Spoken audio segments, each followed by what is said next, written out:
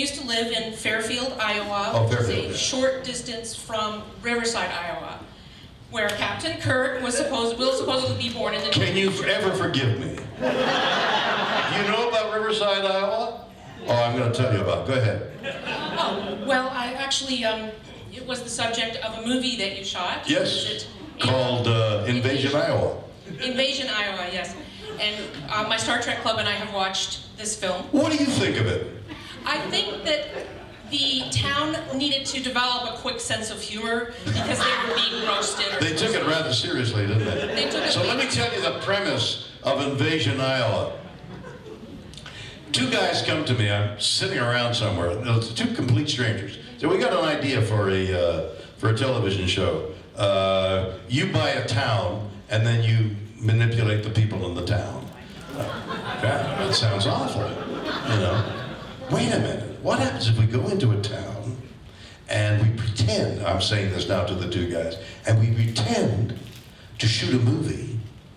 But what we're really doing is shooting the reaction of the people who we hire to be in this so-called movie, and we get production crew, and we get extras, and we cast people for this script that has 10 pages instead of 90, and we'll call the movie Invasion, Iowa, and it's going to be a science fiction film, and out of the horizon come these awful things, and you will play the part of the little old lady.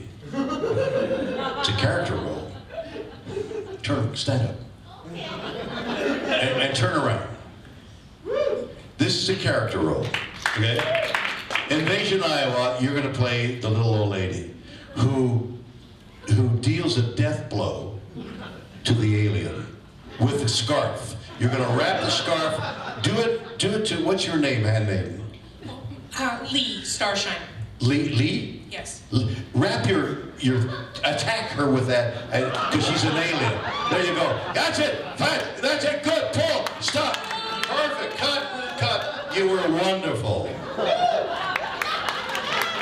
Thank you. And I can still so we go into Riverside, Iowa, which is the birthplace, the fictional birthplace of Captain Kirk, and they all know it. In fact, the mayor must have started it as a promotion for their town, Riverside, Iowa. So we go into Riverside, Iowa, and we're shooting for 10 days. 100 people, we bring 100 people from California, and we march into Riverside with a lot of fanfare. We're shooting this film, we need the town, and the town's like 10,000 people.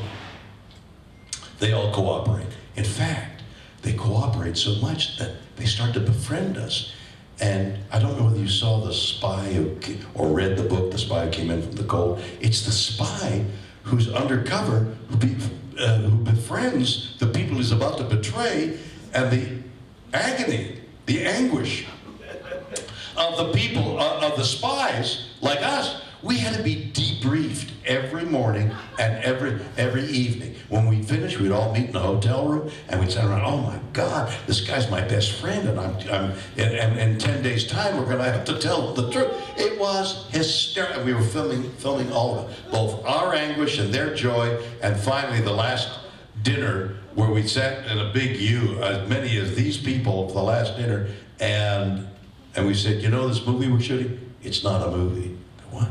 And you, who during the course of 10 days told me your innermost secrets, which we filmed, like one of them said, because I kept asking, what do you really want to do? Well, what I really want, said one, is enough money to adopt my son, who's the young boy who's living with me. I want to adopt the boy. Another said, I want to take my whole family to Hawaii, but I'll never. And they expressed their dreams, and at the end we gave them the money to fulfill their dreams. Half a dozen people, and then we give a lot of money to the library, and we try to salve the wounds of this double cross that we had. In one scene, I said, because I was playing this over-the-top director, listen to me, no telephones here. Every time the telephone rings, we have to stop, we cut. I don't want any telephones here. That's an absolute no. There are no telephones here, you hear me? Or else you're fired. Now they tie me up and put me in a bed, and they start filming, and the phone rings. Whose phone is that? Get that right! And it's my phone. It was that kind of stuff. When we played it straight, oh, I'm so sorry, it was my phone. But don't let anybody else have a phone. So it was great fun. What's your question? What would it take for you to go back to Riverside, Iowa? They often do their annual... A stretcher. 12 people with automatic rifles. I don't know. I really mean it. It was a farmer. Don't worry about it. What are you doing? Well, you have something, a little Amish sneaking up going on there. A little fundamental handmaiden something going on. What do you got? It's a conspiracy. It's a conspiracy. No, don't sing, please. Reminds me of me.